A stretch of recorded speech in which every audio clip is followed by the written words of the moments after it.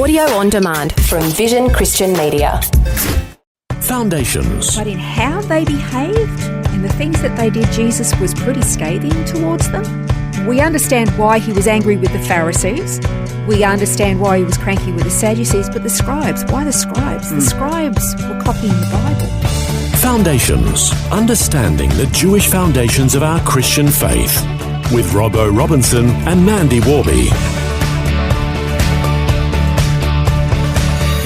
We've been learning about the different Jewish religious groups. So far, the Pharisees and Sadducees have been covered. And in our last program, we started to learn about the Scribes. We've got a lot to be thankful for from this group because it was their meticulous attention to detail over the centuries that has resulted in us having a really trustworthy record of Scripture. And it certainly was quite amazing to hear the way that they did that in the last program. But a question to start today's program, Mandy, is to say, are there still scribes around today? Because we obviously hear Jesus talking about the scribes back in the day. Yeah. But are there still scribes in Israel today? Yeah, I mean, it's a very specialised skill. And as we said, it takes months and months to actually produce a handwritten scroll. But I've actually seen them actually doing their thing. When we visited Israel and we go up to Masada, which is out in the Judean wilderness, on the very top of Masada, there is the ruins of a small synagogue. And if you walk in there and walk around towards the back, there's a little doorway.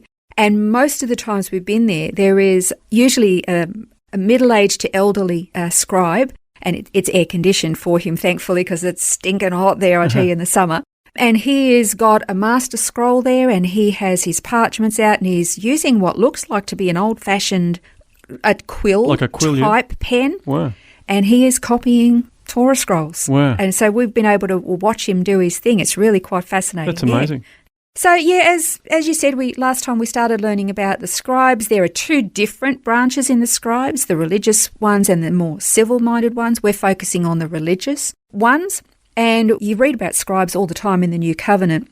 It kind of seems that whenever Jesus spoke about them or to them, he wasn't very complimentary at all. I mean, I'm really grateful to the scribes, as you said. I mean, the Bibles that we have today, the accuracy that we have is due primarily to their rigidity when it comes to the rules and copying them so faithfully and so carefully. But in how they behaved and the things that they did, Jesus was pretty scathing towards them. We understand why he was angry with the Pharisees.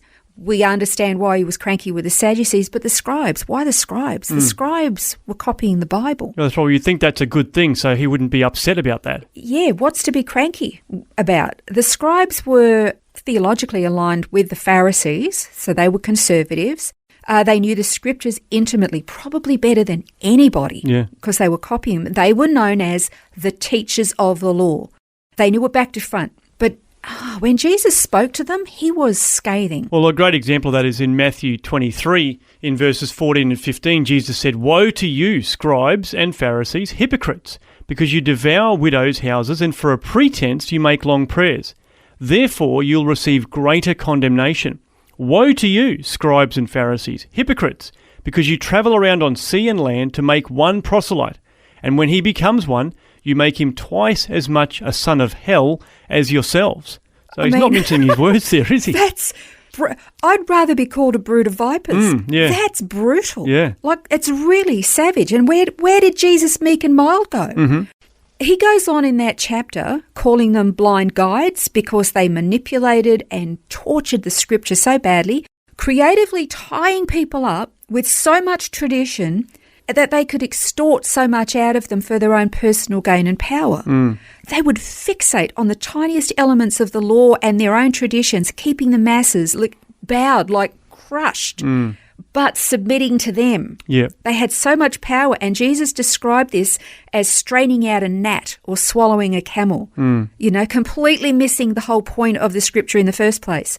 It was like this massive pretense in piety, in self-righteousness, presenting themselves as these supreme spiritual leaders.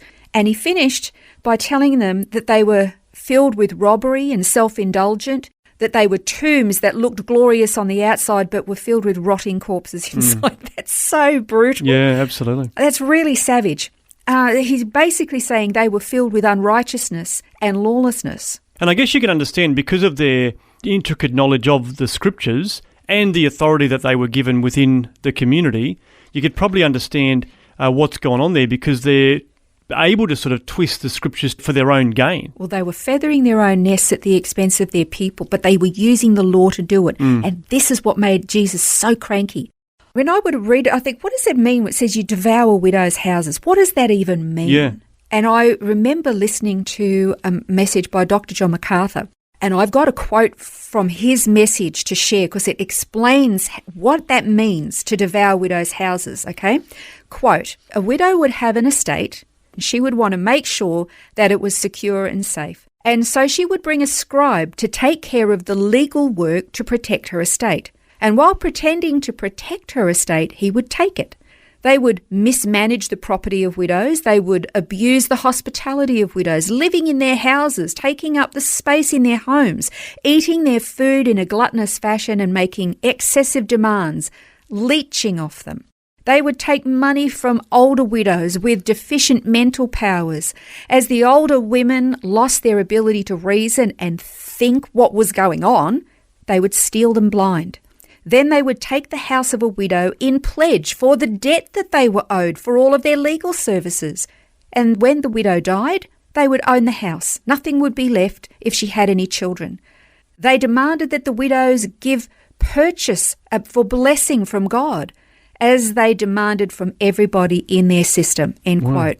I guess they were almost like legal con artists, weren't they? They were able to sort of manipulate these people with what they thought was the right thing, but they were actually taking things for their own gain. You can really understand why Jesus was so cranky with them, because they were using the technicalities of God's law, which was for the benefit of the people, and they had twisted it and walked this very, very cunning line so they could actually say, we didn't break the law. Yeah. We did everything by the letter of the law, by the book. And yet they were ripping these people off blind. Yeah.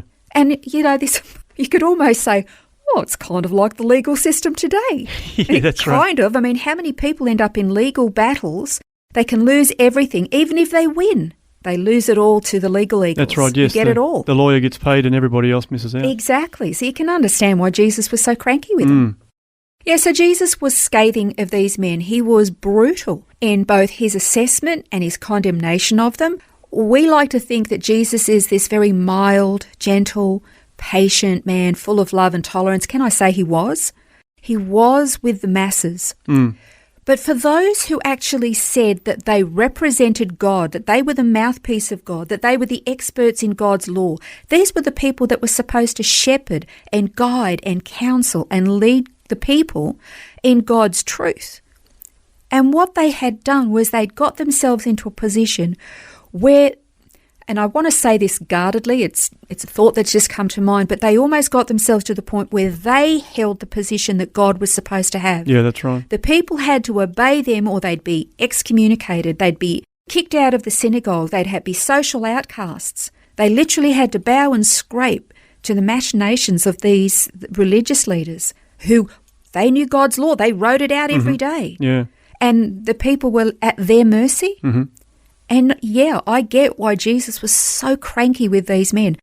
They gave us the most extraordinary gift through the scriptures, the sustaining, the maintaining, the protection of the scriptures themselves.